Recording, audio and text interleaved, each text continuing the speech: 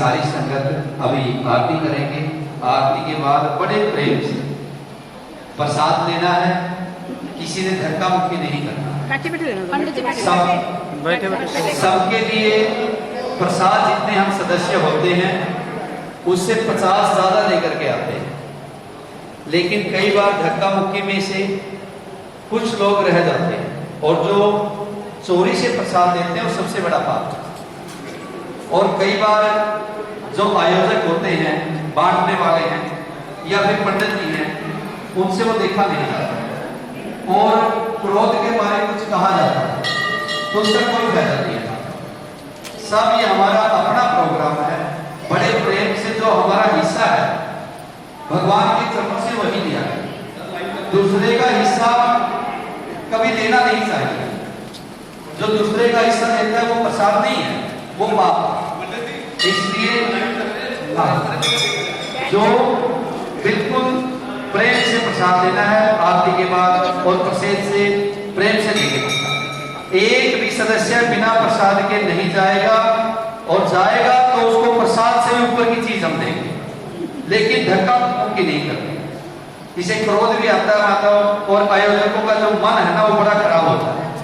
वो बड़ी श्रद्धा से सवेरे तक जाते हैं। हम तो अभी आए हैं ना, 4:30 बजे हो गया, कीर्तन का टाइम हो गया, चल रही है।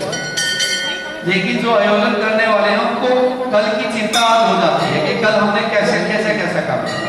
सारा दिन उनका इसी काम में रहता है कि हम संगत को क्या क्या बांटेंगे, क्या क्या देना है क्या। इसलिए हमने उसको प्रोत्साहन देना चाहिए, न कि उनकी टांगे खींच दी। और एक माताओं, आज से प्रभु की कृपा से जो आप ये कीर्तन में बैठे हैं, अपने घर में भी आप YouTube चैनल पर ये प्रोग्राम देख सकते हैं। माता वैष्णो देवी मंदिर पटेल माता वैष्णो देवी मंदिर.com। मैं वो आपको लिंक भेज दूंगा, वो सबके पास आपके पास पहुंच जाएगा। प्रत्येक कार्य को आप वेबसाइट पर आप देख सकते हैं। मंदिर का कोई भी कार्य हो उसके लिए आपके पास वो पहुंच जाएगा। और अब बड़े प्रेम से, और एक आज का दिन अंधाधुंध एक करने लग जाता है, 10 लग जाते हैं। गणेश जी को विसर्जन करने के लिए जाते हैं। ये गणेश जी का विसर्जन होता ही नहीं, विशेष तौर से हमारे उत्तरी भारत में तो बिल्कुल नहीं। लेकिन लोगों में पता नहीं क्या पकड़ रखा है। एक तो मूर्ति की पूजा, ठोस मूर्ति की पूजा करनी चाहिए। हम 10 दिन तक साधना करते हैं, बीच में से वो थोथी होती है, तो वह पूजा किसी काम की नहीं है शास्त्रों की पूजा। और फिर हमारे धर्म की बेअदबी फैलती है। बेअदबी फैलती, वहां जाकर के देखो नहर उड़ने के बाद क्या हाल होता है। कूड़े करकट में हमारे गणेश जी पड़े होते हैं। इसलिए माताओं, अगर आपने उत्सव होता है, ये 10 दिन की साधना गणेश जी की होती है, 9 दिन की माता की होती है, महीने में आगे कार्तिकी में नारायण जी की होगी। उसके लिए आप ठोस मूर्ति अपने घर पर ला सकते हो। गणेश जी की लाते हो, चांदी की या पत्थर की, जैसे हमने पत्थर की बनवाई हुई है ठोस, इसको मिट्टी चढ़ाते हैं और मिट्टी का जो है विसर्जन कर देते हैं। हमारी साधना भी पूरी हो जाती है और गणपति जी की कृपा हो जाती है। इसलिए कोई भी कार्य ऐसा नहीं करना है जो हमारे धर्म के विरुद्ध हो। अगर धर्म में भी लिखा हो वैसा करना चाहिए, और आज के समय में वो ठीक नहीं है तो उसको चेंज कर देना चाहिए। जैसे जैसे समय आता है वैसे वैसे ही दूसरे को बुरा न लगे ऐसा कार्य करना चाहिए। और अब हमारे मंदिर में जल्द ही सोलर सिस्टम लगने वाला है, जो बिजली का हमारा खर्चा होता है और कभी आ गई कभी नहीं आई, ये भी चलता रहता है। अब सोलर सिस्टम इतना बड़ा लगेगा कि हमारे सारे मंदिर का जो खर्चा है वो सोलर सिस्टम चलाएगा। बिजली आती है नहीं आती है वो यहीं से बिजली बनेगी। और ये आपका जो दान है ये लगातार चलता रहेगा।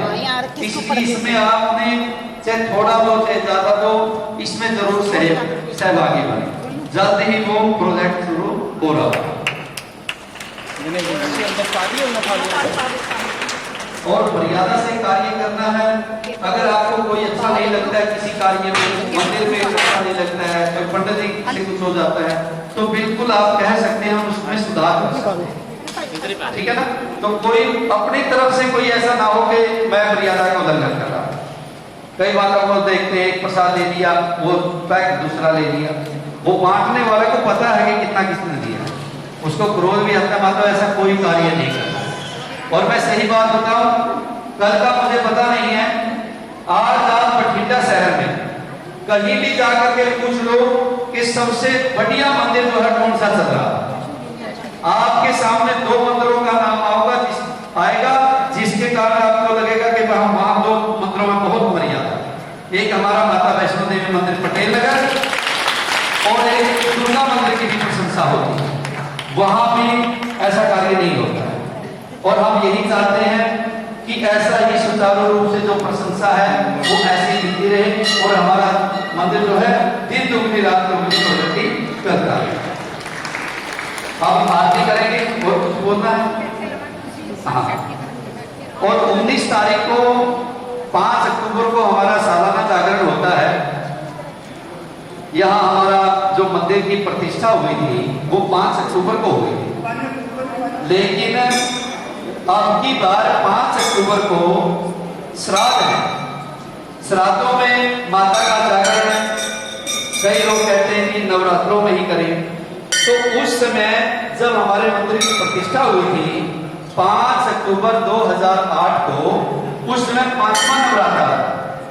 तो 5वें नवरात्र यानी कि 19 अक्टूबर को हमारे मंदिर का प्रतिष्ठा दिवस भी मनाया जाएगा और माता का विशाल जागरण होगा। उसमें आप सभी, आपके परिवार, आपके पड़ोसी साथ आमंत्रित। और कई बार ऐसा होता है कि लोग चले जाते हैं, लेकिन मैं गारंटी देता हूं, अगर माता का जो जागरण यहाँ सुनता है, मैं नाम लेकर के बता देता हूं, इतने भक्तों की मनोकामना पूरी हुई है कि प्रधान जी बोलते हैं, पंडित जी पैसे बहुत देते हैं मंदिर को, मैं नहीं देता, वो माता दिलवाती है। क्यों दिलवाती है?